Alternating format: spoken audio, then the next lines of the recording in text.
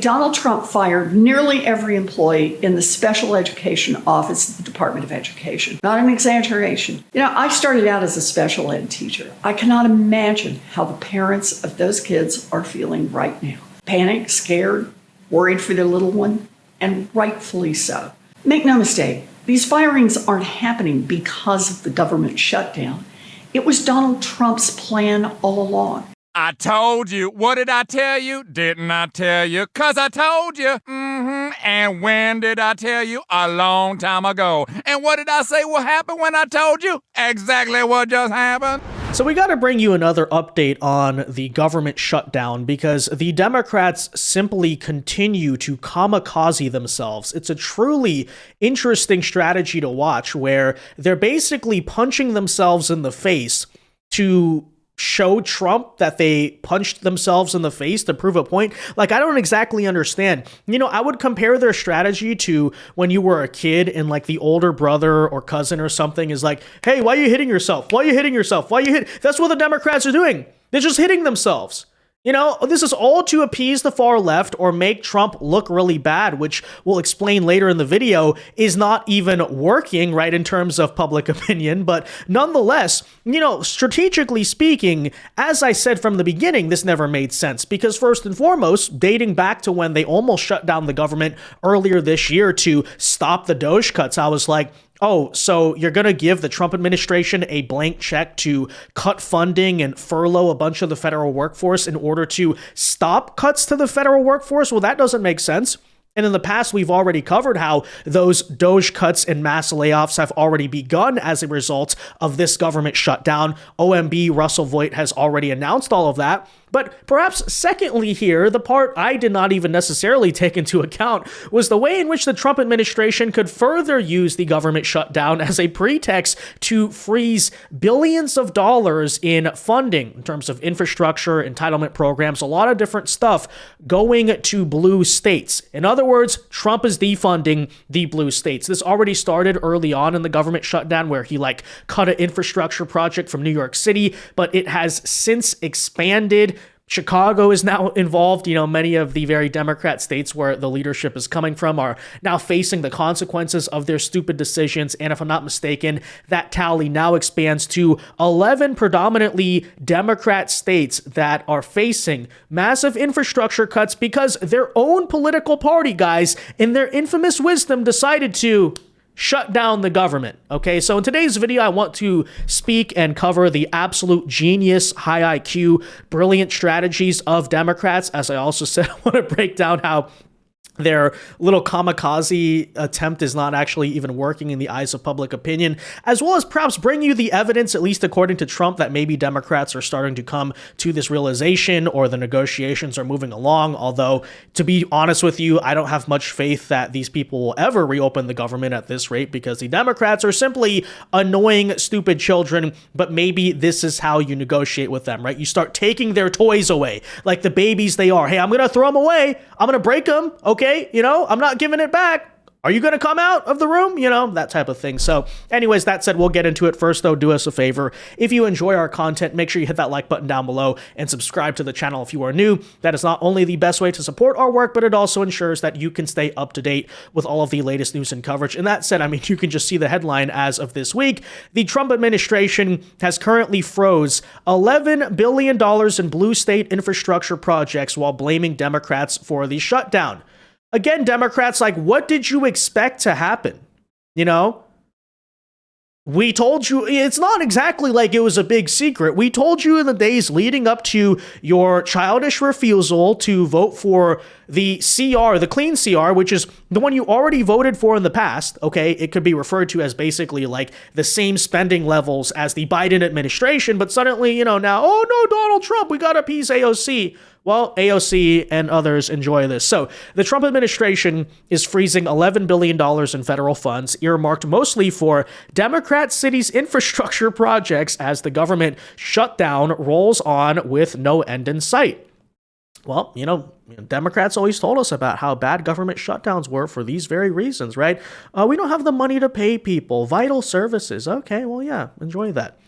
Now, Russ Vought, the director of OMB, made that announcement this Friday while pinning the shutdown on Democrats, whose actions said left him with no choice but to halt the spending, saying, quote, "The Democrat shutdown has drained the Army Corps of Engineers' ability to manage billions of dollars of projects. And guess what, ladies and gentlemen? The cuts to the blue states are coming first." Take a listen for more details. Government shutdown is now the third longest in history. President Trump is turning to blue states to slash federal spending. The president's team announcing plans to freeze over $11 billion in projects for the Army Corps of Engineers in states largely run by Democratic governors. News Nation's Marcus Espinoza has more from New York City this morning. Hey there, Marcus. The White House is putting the blame squarely on Democrats for this funding freeze. What's the latest? Hey, Anna, good morning. Yeah, and excuse the construction noise, literally feet from me. Here it is, New York City, after all. But this domino effect from the government shutdown continues to play out across the country, this time in the form of denying that money for these projects in several blue states. Russell Vought put out a tweet on X actually announcing this, and we'll see how much credibility this is going to have going forward here, saying, quote, "The Democrat shutdown has drained the Army Corps of Engineers' ability to manage billions of dollars in projects. The Corps will immediately be pausing more than $11 billion in lower priority projects and considering them for cancellation." So New York alone, Anna, faces some $7 billion of projects being on that chopping block here. And it's something that it's not happening just in this particular state here, but in other states as well. Massachusetts also facing cuts as well because of this announcement here and effects of that government shutdown. And that includes $600 million in bridge projects as well for them. So it's reaching across multiple states and multiple cities that rely on this money here. The White House says this is temporary, but they haven't ruled out a formal cancellation on any of these projects either, Anna. Well, you love to see it. And yes, blue states absolutely should be targeted first. They're going to say that's political bias or something. And yes, it is political bias, actually, because your political party shut down the government. You're the ones who are screaming how much you suddenly love government shutdowns, right? You say that it's necessary, apparently, to fund free healthcare for illegals and Obamacare, tax credits, and all this stuff. So enjoy those consequences first. And here's my other question. You know, at what point, if this goes on and on, do the local governments, right, Democrat governors, Democrat like state representatives and stuff, go to the congressman from that party and say basically, look, our state can't take this. Like, we need the jobs. We need this construction to get done. You need to open the government. I don't know. That'll be something interesting to watch internally to see if, like, Kathy Hochul basically or one of these governors says, look, can you guys please stop the circus and just, you know, because you're hurting me in the process, right? That's going to be it, because a lot of these governors are facing re-election in 2026. So that could be something of an interesting clash back and forth to witness. But of course, what I'm sure they're all hoping collectively is that, oh, well, the American people are going to blame Trump for the shutdown because he's a president. And, you know, we're going to assume the voters are so low IQ that they can't notice the difference or the nuance or why things might have perhaps happened. So, you know, completely ignoring the fact that they are the ones who directly caused the government shutdown because you need 60 votes. What has Chuck Schumer been saying? Well, Republicans have the House, Senate, and White House, so clearly this is all their fault because even though, you know, we're the Senate minority and I'm the Senate minority leader, I apparently don't understand how the freaking filibuster even works. But today, CNN appears to have handed them a pretty brutal reality check. As it turns out, no, public opinion is not nearly on the side of Democrats like they seem to believe that it is, which is also, I would point out, sort of a recurring trend under this administration on any of the major issues that Democrats try to fight on, but nonetheless, take a listen. About Donald Trump shutdowns, net approval rating, we're talking 20 days into it. In 2018/2019, Donald Trump's net approval rating was already falling.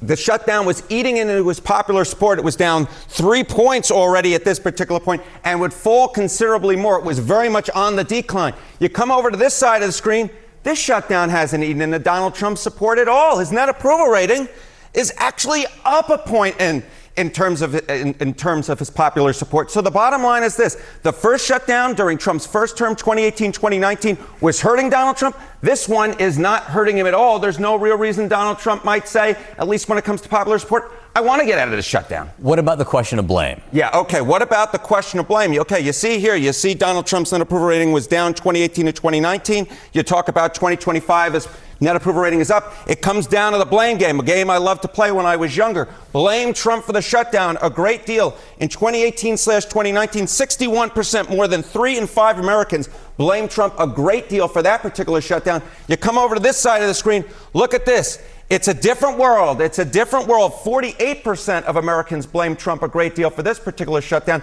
So it's more than 3 in 5 back in 2018/2019. It's less than half, a drop of 13 points. Again, it's no real wonder that Donald Trump at this point, looking at the shutdown, says, you know what, it's not actually harming me politically, in large part because he's getting less of the blame. And he's doing things differently during this shutdown. Yes, exactly right. You know, we talk about Donald Trump and you say, okay, he wants to be a consequential, influential president. Well, if the legislative process is basically freezed up, on Capitol Hill, you may say, well, then he can't actually get legislation through. But that's not how Trump is governing in this term. We've spoken about this over and over and over again. Right. Yeah. So needless to say, and I know this is going to come as a massive surprise to everyone, but the stupid and dumb political theater is not working out for Democrats the way they expected.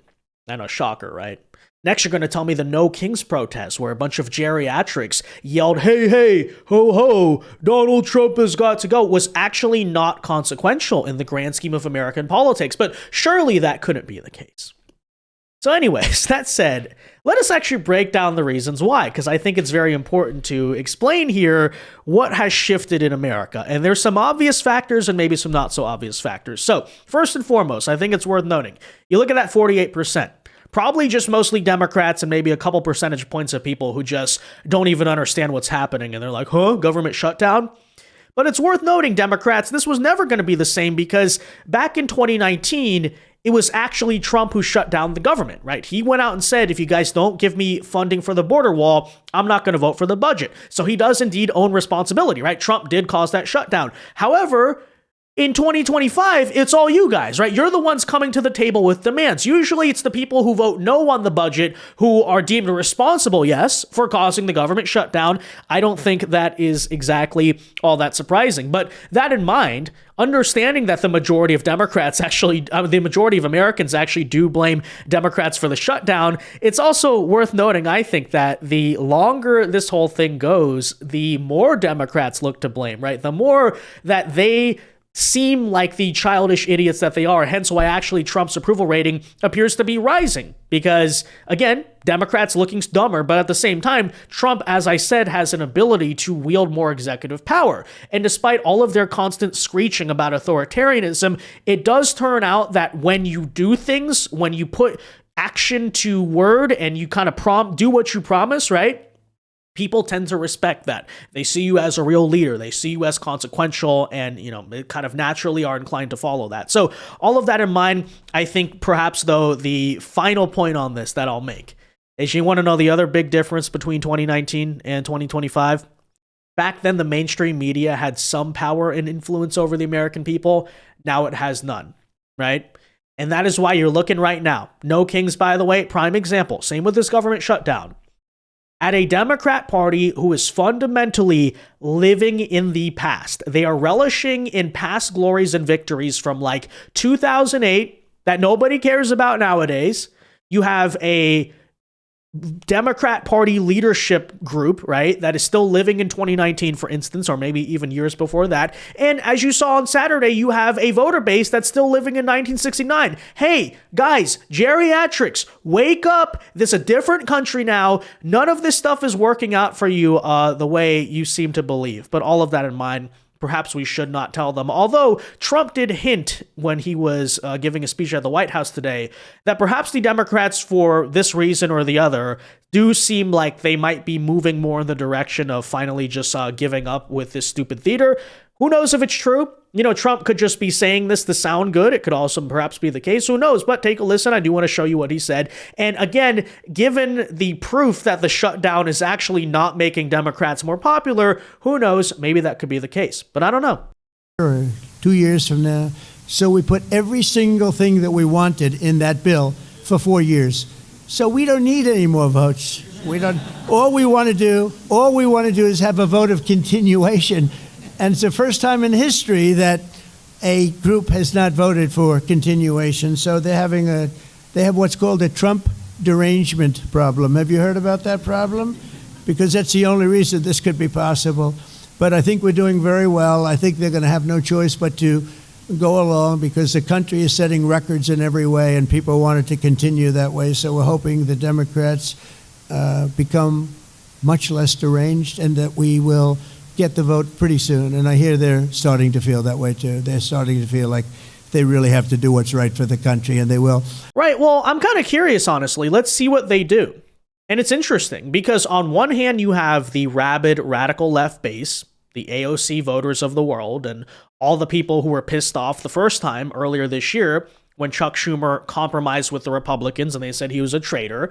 And nothing short of like importing 1 trillion illegal aliens and free stuff for like every single vagrant and fentanyl addict in America would be satisfactory for them.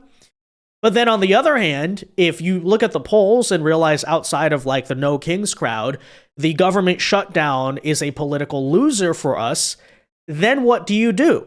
Right? You're going to have to kind of force the hand there in one direction or the other. Again, it's going to be really interesting to watch. But even if you guys saw our video that we did on the Bernie AOC town hall last week, total clown show, by the way, where they're trying to justify why they're doing the government shutdown. But as one example, right, you had that one Democrat voter who basically approaches Bernie and says, look, you screwed up my life because we were going to get a USDA loan to close on our house. And because of the shutdown, we're not able to. So what are you doing to reopen the government? And he basically just says, Donald Trump, we got to stop Donald Trump. And it's like, okay, so you're going to shut down the government for like 2 months and then screw over the lives of your constituents, especially in particular. I'm not sure if in the end, even with those people, that's going to be so popular. Outside of like the wealthy Martha's Vineyard baby boomers who don't care about any of this stuff, but they're just like, they just hate Trump, right? What about the people who are like Democrats for economic reasons? Have you considered them? And yeah, well, I don't know. Just prime example of what we're talking about here, why they could be in trouble from this. My American dream has turned into a nightmare. My family was only days away from closing on a USDA loan for our dream home. Then came news of the shutdown, and now we face uncertainty. Our lease is up, and now we have to move. The shutdown is costing us our chance to live our dream. What are you doing to end this stalemate and help restore faith in our elected officials, the people I helped to choose to guard my American dream? We're going to do everything that we can to bring an end to this terrible shutdown, which is hurting you and which is hurting 1 million federal employees and millions of people who use federal services. But also, we have got to be cognizant that if Trump wins this fight, our healthcare system could well collapse. Right, so what is basically the Democrat and even progressive Bernie Sanders' response to the Democrat voters who are being primarily affected by the shutdown? In short, it's like, F you, we need to fight Trump, we need to appease our radical voter base, and that's what this is really about. And of course, you can shift the conversation, you can just try to blame Trump for all of it, but again, how long can you really keep that up? Because at a certain point, you know, your motives, your intentions become clear. And by the way, I would argue, as Mike Johnson did today as well, the fact that you're trying to send AOC and Bernie out there to be the negotiators, and everyone knows this is obviously who it's for, does not exactly make your side look like the reasonable ones, which is a valid criticism, I would say. On the other side, Democrats can't even agree amongst themselves. You got different subgroups among them. You've got a few reasonable Democrats who know shutdowns hurt the people, and they've already voted for our bill. They want to keep the government open. Then you've got others desperate to prop up the failures of Obamacare with no reforms whatsoever to make the program more affordable. That's what we're fighting for. And you've got AOC calling for her own negotiations on live TV. And you've got Chuck Schumer and Hakeem Jeffries still unable to articulate what it is they need to reopen the government. It illustrates the point once again. This was never about a solution. It was about creating an issue. Now that Democrats have had their protest and publicity stunts, I just pray that they come to their senses and end this shutdown and reopen the government this week. Republicans are waiting. The American people are waiting, and we are ready to act. Right, exactly. These people can sit here and claim that they're actually negotiating. They can pretend to be serious people. But as the CNN polls even show, American voters understand that's not really true. And if they inherently are inclined to blame you for the shutdown, who do you think that direction is going to swing towards even more the longer that this shutdown goes?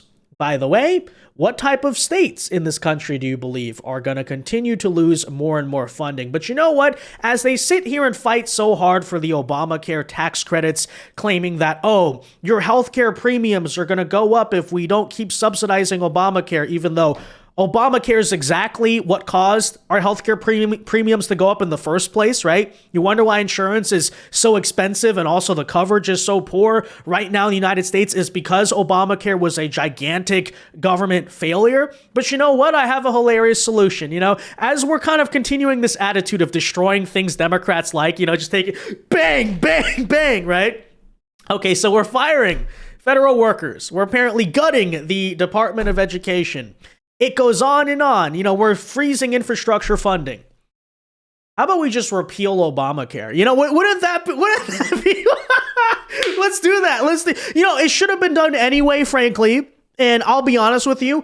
I think one of the weakest points that Republicans have as a political party is the issue of healthcare, right? There's a reason why Americans back the Democrats. And it's not actually because the Democrats have a good solution. It's just because they have a solution. They try to do something about it. Republicans could if you think the Democrats right now are on wobbly legs going to the future. If Republicans right now use the 51 votes, which is all they would need, if I'm not mistaken, to put a new healthcare plan into place, in order to fix the healthcare system in America and actually bring down people's premiums and actually increase the quality of coverage by getting rid of Obamacare, much like it was before Obamacare, what a brilliant idea that would be. And furthermore, let me just say right now, any political argument Democrats had on maybe their one winning issue would just immediately be destroyed like that. So, that's just an idea we should raise. But yeah, Mike Johnson overall, if he is serious about that point, is correct, right? Instead of having this conversation of, because that's what Democrats are trying to do. Let's keep the healthcare system the same, because that's why we need to keep subsidizing Obamacare. Yeah, again, why not actually counter the Democrats by saying, actually, let's just get rid of Obamacare altogether, and then we can bring healthcare down. And now who's shutting down the government? Obviously, that was already doing that. But now even who's advocating for more expensive and worse off healthcare in America? I'm just saying, right? But all right, with that said, guys, let me know your thoughts on this in the comment section down below. Be sure to leave a like on this video, subscribe to the channel if you are new, and until next time, God bless and peace. No, honestly, though, I'm thinking about this right now because that was just an idea that came up in my head during the video. If they want to fight over Obamacare, then let's use this as the opportunity to get rid of Obamacare. But that is seriously actually such a fantastic idea. It's the perfect moment to do it, right? It's the perfect kind of situation and mandate you have to destroy the Democrats on healthcare. And again, you think about the 2028 election, right? I know currently people bring up arguments that, Obamacare is popular in the American public. And yes, that is true, only because people are sort of nostalgic about how good healthcare used to be. And because Obamacare is almost 15 years old by this point, they think the ACA is sort of like a vanguard against how bad the insurance costs and quality of coverage has gotten nowadays, not understanding, yes, that it's actually the very reason all of that happens. So, this is to say that if Republicans put a new healthcare plan in right now, and by 2028, everyone's like, wow, my premiums went down and our healthcare got so much better. Could you, the Democrats would have nothing, okay? I am Mike Johnson, Donald Trump, John Thune, you guys need to do this right now, okay? Make this a priority, actually, because healthcare is a serious issue. And Democrats claim they're so morally superior to us on it, when in reality they're not. They ruin healthcare every time they touch it. But if Republicans are not going to do anything to stop that or fix or bring in their own solution, then you deserve to have the Democrats ruin you. That's what I'm saying right now, okay? You know, I sound like Glenn Beck in like 2014 or something, but I'm so serious. Use this as the chance to repeal and replace Obamacare. You failed and Trump won. This is the time. Okay, I'm so serious about that. But anyways, that said, I'll see you guys later. Peace.